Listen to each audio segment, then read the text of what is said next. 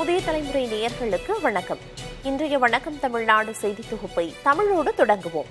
ஐயன் திருவள்ளுவரின் குறள்களில் ஒன்றை பார்க்கலாம். குறள்: நாடொரும் நாடி முறை செய்யா மன்னவன் நாடொரும் நாடு கெடும். பொருள்: நாட்டில் நாள்தோறும் ஏற்படும் நிலைமையை ஆராய்ந்து தகுந்தபடி முறைப்படுத்தாத மன்னன் நாளுக்கு நாள் தன் நாட்டையும் கெடுத்து விடுவான்.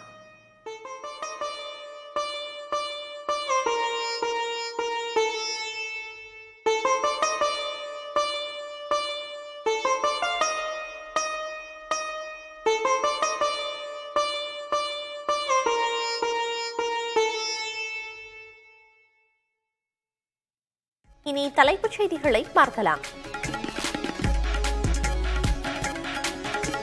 டங்ஸ்டன் திட்டம் ரத்து தொடர்பான அதிகாரப்பூர்வ அறிவிப்பு இன்று வெளியாகிறது. டெல்லியில் மத்திய அமைச்சர் கிஷன் ரெட்டியுடன் அரிட்டாப்பட்டி போராட்டக்குழு சந்தித்த பின் அண்ணாமலை விளக்கம்.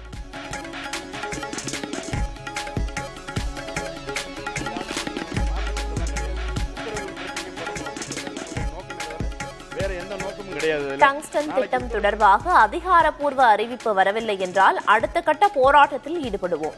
மேலும் ஒருபோக பாசன விவசாயிகள் சங்கம் அறிவிப்பு. 5 மணி வரையும் ஆஃபீஸ் டைம் முடிகிற வரையும் அவங்க உத்தரவு பிறப்பிச்சாங்கன்னா சரி, இல்லைன்னா உத்தரவு பிறப்பிக்கணும். மத்திய அரசு நெருக்குதல் கொடுக்கும் விதமாகவும் அழுத்தம் கொடுக்கும் விதமாகவும் சில போராட்ட முன்னுரிமைகளை முன்னெடுக்கலாம்னு முடிவு பண்ணியிருக்கோம். கீழடி திறந்தவெளி அருங்காட்சியகம், கங்கை கொண்ட சோழபுரம் அருங்காட்சியகத்துக்கு இன்று அடிக்கல். முக்கிய அறிவிப்பையும் வெளியிடுவதாக குறிப்பிட்டுள்ளார் முதலமைச்சர் மு.க. ஸ்டாலின்.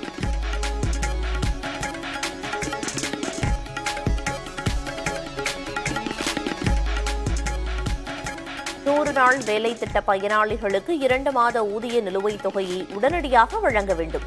திமுக அரசுக்கு எதிர்க்கட்சித் தலைவர் எடப்பாடி பழனிசாமி வலியுறுத்தல்.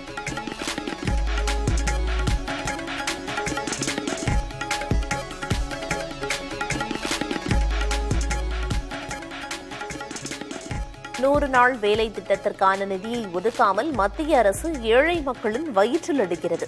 மடைமாற்றம் செய்வதே எடப்பாடி பழனிசாமியின் கடமை என்றும் அமைச்சர் தங்கம் தென்னரசு விமர்சனம்.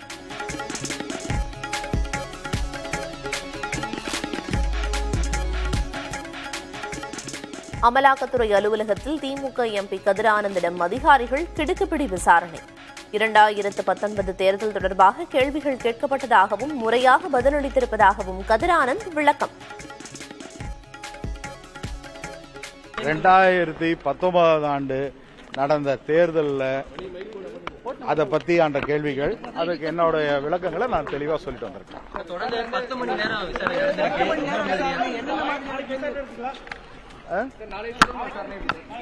அது அவங்க சொல்றேன்னு சொல்லியிருக்காங்க. காசாவில் நிவாரண உதவிகளை பெற அலைமோதிய பாலஸ்தீனியர்கள். பொருட்கள் ஏற்றிச் செல்லும் வாகனங்களின் பின்னால் ஓடும் அவலம்.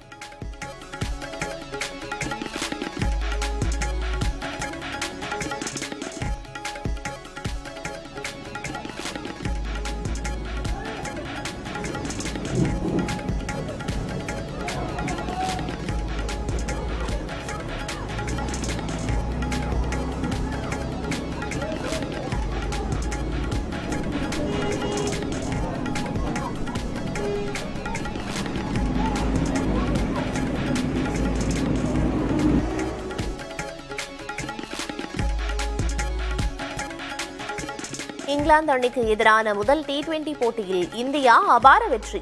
சிறப்பாக பந்து வீசிய தமிழகத்தின் வருண் சக்கரவர்த்தி ஆட்டநாயகனாக தேர்வு.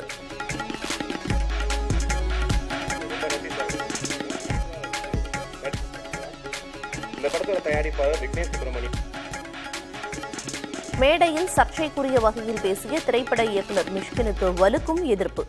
ஆங்கில படங்களை பார்த்து காப்பியடிக்கும் மிஷ்கின் ஒரு போலி அறிவாளி என நடிகர் அருள்தாஸ் காட்டம்.